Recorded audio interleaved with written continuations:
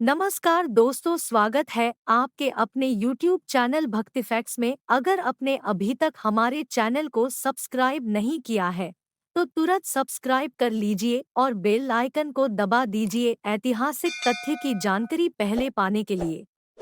भगवान विष्णु के अवतार का महत्व। भगवान विष्णु जो इस सृष्टि के पालनहार माने जाते हैं, समय समय पर अवतार लेकर संसार का कल्याण और उनकी रक्षा करते हैं। उनके कई अवतार हुए जिनमें से आज हम भगवान विष्णु के कूर्म अवतार के बारे में बात करने जा रहे हैं। भगवान विष्णु के कूर्म अवतार को कच्छप अवतार भी कहा जाता है। यह विश्व कल्याण के लिए लिया गया उनका दूसरा अवतार था। अपने कूर्म अवतार में विष्णु जी एक कछुए के रूप में अवतरित हुए थे, इसलिए इन्हें कछुआ भगवान कहा गया है। आइए जानते हैं आखिर भगवान विष्णु के कच्छप अवतार की कथा। कूर्म अवतार की कहानी। विष्णु जी के एक कछुए के रूप में अवतार लेने का कारण समुद्र मंथन से जुड़ा हुआ है। दरअसल समुद्र मंथन के दौरान देवगणों और दैत्यों की सहायता करने के लिए उन्होंने कच्छप रूप धारण किया था। कुछ इस प्रकार है कि एक समय की बात है जब देवताओं को अपनी शक्ति का खूब अभिमान हो चला था और इस अभिमान में डूबे हुए देवों ने ऋषि दुर्वासा का अपमान किया, तो उन्होंने क्रोध में आकर देवताओं को श्राप दे डाला था कि समय आने पर तुम सभी शक्तिहीन हो जाओगे, तुम्हारी सारी शक्ति क्षीण हो जाएगी। इसी श्राप के परिणामस्वरूप दैत्यों से युद्ध करते समय देवताओं की शक्ति कम होने लगी। शक्तिहीनता का लाभ उठाते हुए दैत्यों ने देवराज इंद्र को चुटकियों में पराजित कर डाला। इस तरह अब सभी दैत्यों दानवों का तीनों लोकों पर राज हो गया। शक्तिहीन हुए सभी देव भय की अवस्था में भगवान विष्णु के पास पहुँचे और उनसे उपाय पूछा। भगवान विष्णु ने समुद्र मंथन का उपाय सुझाया।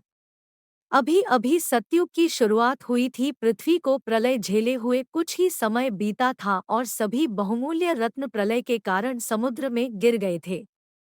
ऐसे में समुद्र मंथन का विष्णु जी का सुझाव सबसे सही था। कच्छप अवतार की कहानी का आरंभ भी यहीं से होता है। समुद्र मंथन का कार्य करना अकेले देवताओं के बस में नहीं था, इसलिए दैत्यों को साथ में लाना एक मजबूरी थी। विष्णु जी ने बताया था कि समुद्र मंथन से अमृत निकलेगा जिसका पान कर सभी देवता अमर हो जाएंगे।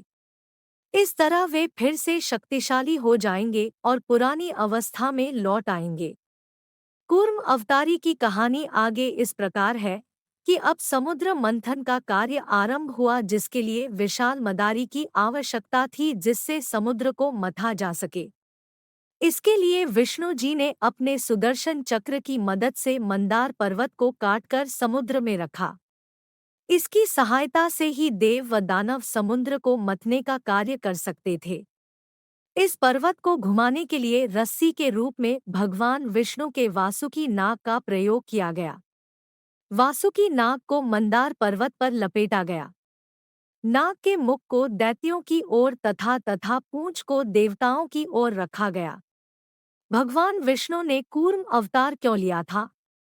विष्णु का कछुआ अवतार की कहानी में अब एक और परेशानी सामने आई, क्योंकि समुद्र गहरा होता है, इसलिए मंदार पर्वत अंदर रसातल में डूबता जा रहा था।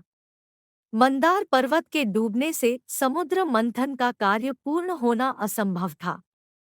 यह दृश्य देखकर भगवान विष्णु ने एक बार फिर सहायता की और अपना द्वितीय कूर्म अवतार लिया।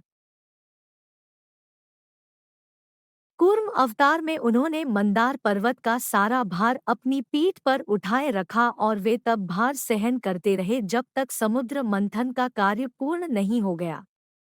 विष्णु का कूर्म अवतार के कारण ही समुद्र मंथन का कार्य संपन्न हो पाया, देवताओं को अमृत मिल पाया और 14 रत्नों को भी प्राप्ति हुई। कूर्म का मतलब क्या है? कूर्म का अर्थ होता है ऐसा जीव जिसकी पीठ पर ठोस ढाल हो, इसलिए कछुए को कूर्म कहा जाता है और भगवान विष्णु द्वारा लिए गए अवतार को भी कूर्म कहते हैं। कूर्म अवतार कब हुआ था? भगवान विष्णु ने कूर्म अवतार सत्ययुग में समुद्र मंथन के दौरान लिया था। यह संसार के कल्याण के लिए लिया गया उनका दूसरा अवतार माना जाता है। आपको हमारी ये वीडियो कैसी लगी हमें कमेंट सेक्शन में कमेंट करके ज़रूर बताएं।